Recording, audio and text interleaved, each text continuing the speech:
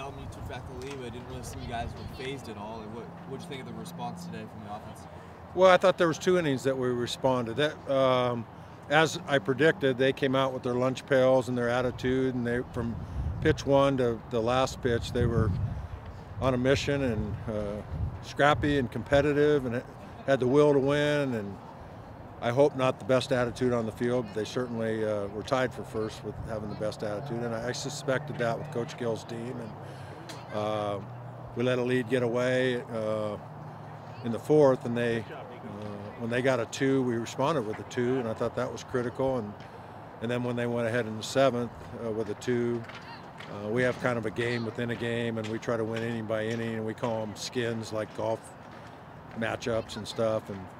And so they had won some skins added up, and they had won it in the 6th with a 1, and then they got the 2.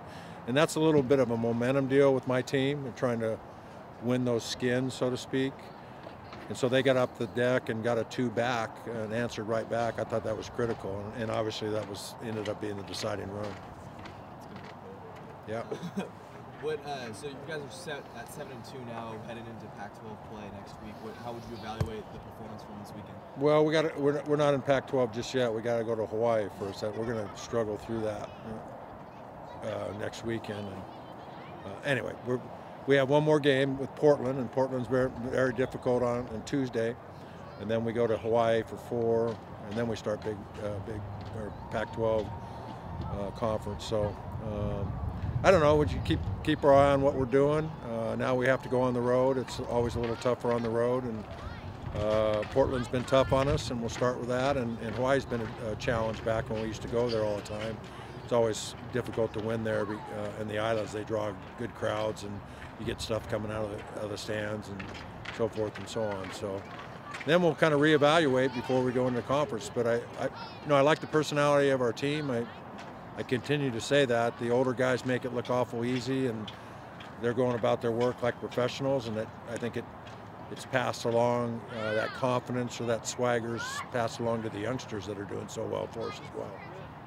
7 out of 9 games, the first reliever out of the pen is starting to run. Is that nerves, you think, or is it just settling in? Yeah, I'd like to see that shored up a little bit. We're starting to get more defined roles out there. Walk's done a nice job, and Nico certainly was our hottest reliever this weekend, and I know he wants to be that guy that we call the stopper.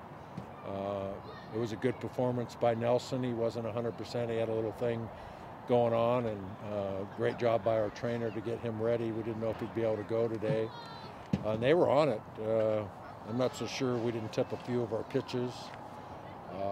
But then, even with a guy like Nelson throwing 94, 95, even if you know what's coming, it's not that easy. So they did a nice job against our pitching today. And instead of us self-destructing, we threw the ball over the plate, and they did a good job. And we're never going to question our guys when they throw the ball over the plate. Instead of walking or hitting guys, give them 3 bases. Tanner at the bottom of the order coming through with a clutch hits early on. That's something you want, like out of the 9 hole and like the second leadoff. Yeah, he's been awfully good for us there. Gotten a lot of key hits. He hits the ball all over the park, so it makes him tough to defend. And we got a couple. Foxcroft actually did well in the fall and in January, and he's gotten out of the gate slow. And I would say the same with Campbell. We just got to get them going. Baseball's cyclic like that, and I'm sure they'll be as hot as they are cold right now and contribute. But Johnny DeLuca didn't have a tremendous weekend, and he's got a lot of hits in his bat. We can't wait to see him going full speed, so to speak. At media, you're saying how you might be able to have the luxury of moving Nelson back into the pen when Yovan returns. Was Nico's performance today kind of easing your mind not going to do that? Yeah, a little bit. You don't need too much at the back end of the bullpen. If Nico's going to be lights out like he's been, it's a nice luxury. Once Kenyon's back, it's going to be a tough decision, as well as Stringer's pitched.